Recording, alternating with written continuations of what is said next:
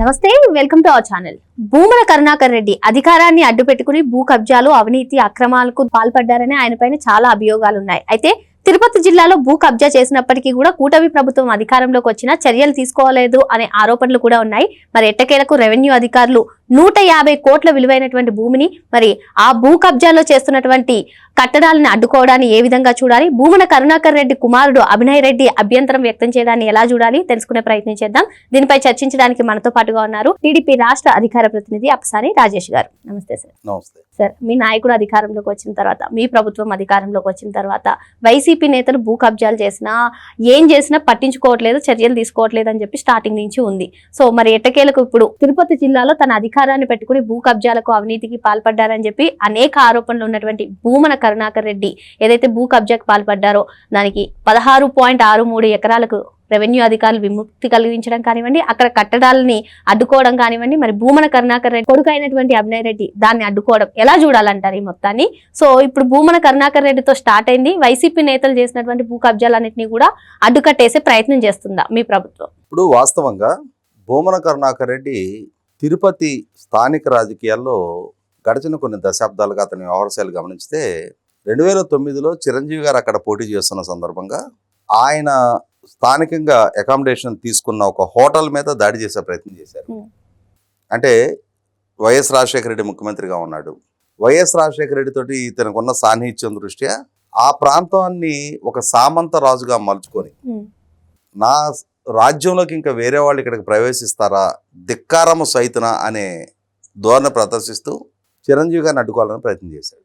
కానీ అంతిమంగా చిరంజీవి గారు 40,000కు పైగా ఓట్ల మెజార్టీతో నెగ్గడం జరిగింది. అక్కడ ఆ తర్వాత రోజుల్లో చూసాం 2019 ఎన్నికల్లో సుగుణమ్మ గారి మీద చాలా కొద్ది మార్జిన్తో నెగ్గాడు. ఇక అక్కడి నుంచి అతని విశృంఖలత్వానికి, అంటే ఒక పక్క రాష్ట్ర వ్యాప్తంగా జగన్మోహన్ రెడ్డికి సానుకూల పవనాలు ఉన్నాయి.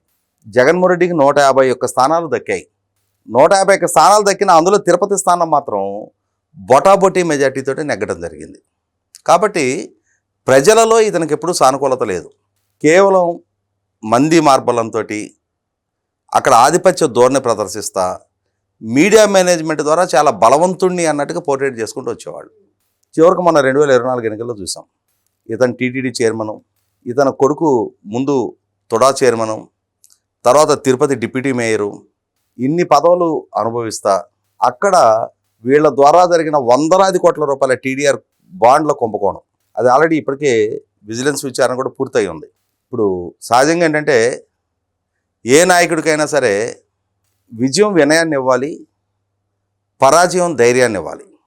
కానీ ఇతను అధికారం దక్కిన నాటి నుంచి విపరీతమైన అహంకార ధోరణితో ఈ ప్రాంతం, ఈ అధికారం నాకే శాశ్వతం, ఈ ప్రాంతానికి నేనే శాశ్వత రాజుని అన్నట్టుగా ఫీల్ అవుతా ఎంత దోపిడీకి అతను పాల్పడ్డాడు అనేది 5 సంవత్సరాల టెన్యూర్లో అతను సాగించిన దోపిడీ ఆ ప్రాంత ప్రజలకు ఒక స్పష్టత ఉంది. కాబట్టి మొన్న ఎన్నికల్లో 63,000 ఓట్లతోటి ఓడించారు అతన్ని. అయినా సరే టీటీడీ చైర్మన్గా ఇతని వ్యవహార శైలి, వీటన్నిటికన్నా ముఖ్యంగా ఇప్పుడు ఇతని ద్వారా, ఇతని కుటుంబ సభ్యుల ద్వారా అక్కడ జరిగిన భూ ఆక్రమణలు తిరుపతి రూరల్ మండల పరిధిలో మంగళం విలేజ్లో సర్వే నెంబర్ 47/2, 47/3 ఆ 2 సర్వే నెంబర్ల పరిధిలో, అంటే 47 సర్వే నెంబర్లో బైఫర్గేట్ అయ్యి 2 డివిజన్ నెంబర్లు 47/2, 47/3 అక్కడ సుమారుగా 7 ఎకరాల 30 సెంట్లు ఆక్రమించాడు. మొట్టమొదటి ఒక 5 ఎకరాలు ఆక్రమించాడు. తొడా నిధులు, ఇలా కొడుకే తొడా చైర్మన్గా ఉన్నాడు, తొడా నిధులతో 5 ఎకరాలకు రోడ్డు వేయించుకున్నాడు. తర్వాత ఇంకొక 230 సెంట్లు ఆక్రమించాడు. వీటికి తోడు అదనంగా అక్కడ ప్రైవేటు వ్యక్తిని బెదిరించి 47/3 సర్వే నెంబర్లో ఇంకొక 3.5 ఎకరాలు కబ్జా పెట్టాడు. వీటన్నిటి నేపథ్యంలో ఇతని ఆక్రమణలు ప్రభుత్వానికి ఫిర్యాదులు అందాయి. ప్రభుత్వం విజిలెన్స్ విచారణ జరిపించింది. విచారణలో ఇతని ఆక్రమణ నిజం అని చెప్పని నిర్ధారణ అయింది. ఈ భూములు వెకేట్ చేయించమని చెప్పని ఎన్నిసార్లు వెకేట్ చేయమని అతనికి ఆదేశాలు ఇచ్చినా అతను స్పందించడంలా. ఇదే క్రమంలో తిరుచానూరు దగ్గర అక్కడ 9 ఎకరాల 33 సెంట్లు, అందులో సుమారుగా ఒక 2 ఎకరాలు స్వర్ణముఖి నది పరివాహక ప్రాంతం, దాదాపుగా 1,00,000 టన్నుల గ్రావెల్ దోలాడంట ఆ నదీ గర్భాన్ని పోర్చడం కోసం.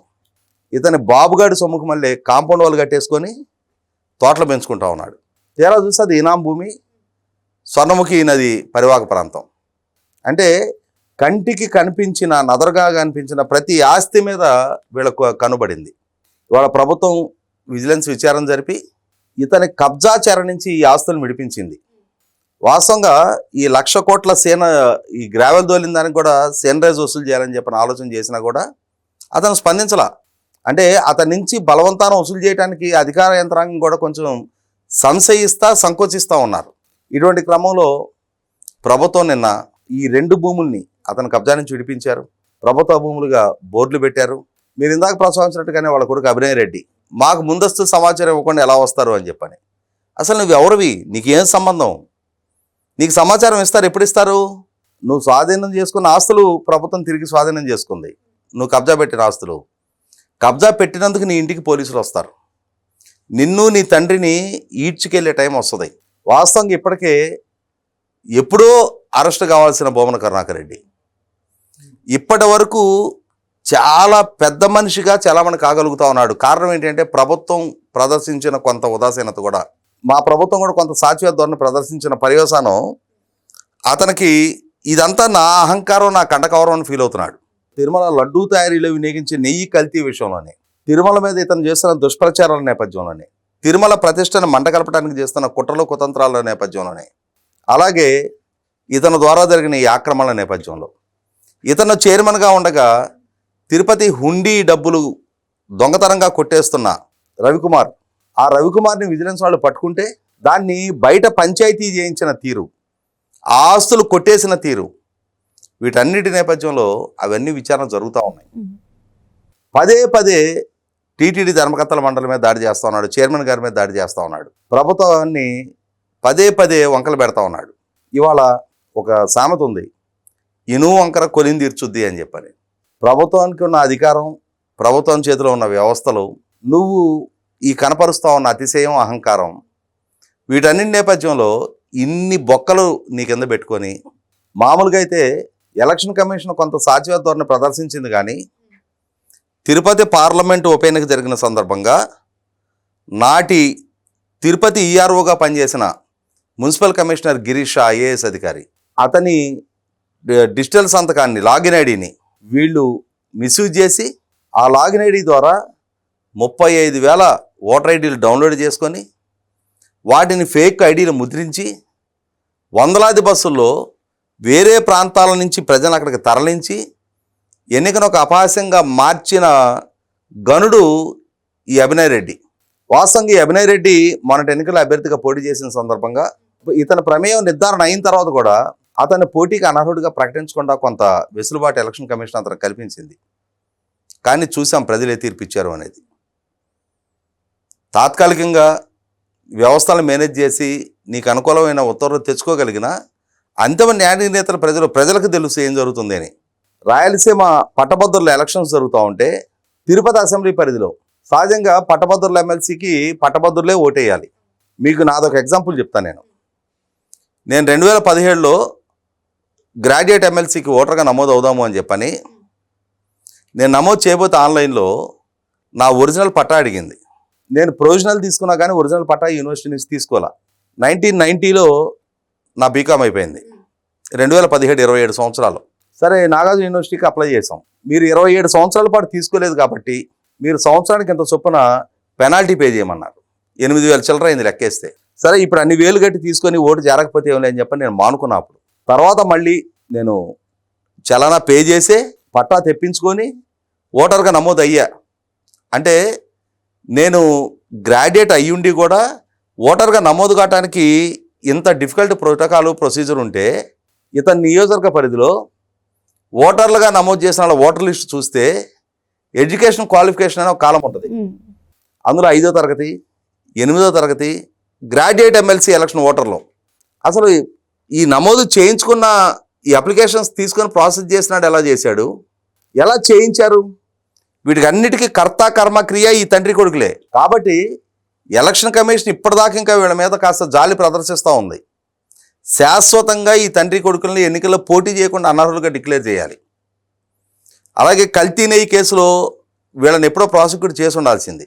తిరుపతి హుండీ లెక్కింపుల కేసులో ఇవాళ అంతిమ లబ్ధిదారుడు భూమన కరుణాకర్ రెడ్డి అని చెప్పని ఇప్పటికే ప్రూవ్ అయింది. అలాగే ఇప్పుడు ఈ ఆక్రమించుకున్న భూములు స్వాధీనం చేసుకున్నారు. ఆక్రమించుకున్నాడు అతనే వాహిని వారి పెద్ద మనిషి. అతన్ని కూడా అరదండాలేసి తీసుకొచ్చి జైల్లో కూర్చోబెట్టాలి. పదే పదే తిరుమల తిరుపతి దేవస్థాన ప్రతిష్ట మంటగలిపే చర్యలకు పాల్పడితే చంద్రబాబు నాయుడు గారు పదే పదే చెప్తుంటారు, తిరుమల శ్రీవారితో పెట్టుకున్నాడు ఎవడు బతకట్లేదు అని చెప్పని. ఆ కొండ మీద ఉన్నది నల్లరాయి చెప్పుతో కొడితే ఏమవుద్ది అని చెప్పని ప్రశ్నించిన నాస్తికుడైన భూమన కరుణాకర్ రెడ్డి తర్వాత రోజుల్లో 1కి 2 సార్లు అదే టీటీడీ ధర్మకర్తల మండలి చైర్మన్గా పనిచేసి ఈ రోజుకి ఆ నాస్తికపు భావనతోటే శ్రీవారి ఆలయ ప్రతిష్టని మంటగలిపే ప్రయత్నం చేస్తూ ఉన్నాడు. అలాగే తనకు దక్కిన అధికారాన్ని అడ్డం పెట్టుకొని ఈ విధమైన కబ్జాలకి, ఆక్రమణలకి, ఇక ఎన్ని రకాల అవకతవకలు ఉంటే అన్ని రకాల అవకతవకలకి పాల్పడతా ఉన్నాడు. నేను అనుకోవటం ఇక అతని డౌన్ఫాల్ బిగినైంది. టీడీఆర్ బాండ్ల కుంభకోణమైనా, అలాగే హుండీకి ఆస్తులు కొట్టేసిన కేసైనా, ఇవాళ నకిలీ నెయ్యి అంశమైనా, ఎలక్షన్ కమిషన్ ఇష్యూ కూడా పర్సు చేపిస్తాం ఇతని కొడుకు మీద. ఖచ్చితంగా వరుసగా వీళ్ళ తప్పులకి చట్టపరంగా సమాధానం చెప్పి తీరాల్సిన ఒక కంపల్షన్ క్రియేట్ అవుతూ ఉంది. కాబట్టి ఇతని రాజకీయపు ఉచ్చస్థితి ప్రజల తీర్పుతో 2024లో ముగిసిపోయింది. రాజకీయంగా అసలు ఇతని ప్రమేయం కూడా ఈ కేసుల పరంపరతోటి శాశ్వతంగా ముగింపు పట్టడం ఖాయం. మరో అంశంతో మళ్ళీ కలుద్దాం. Thank you sir.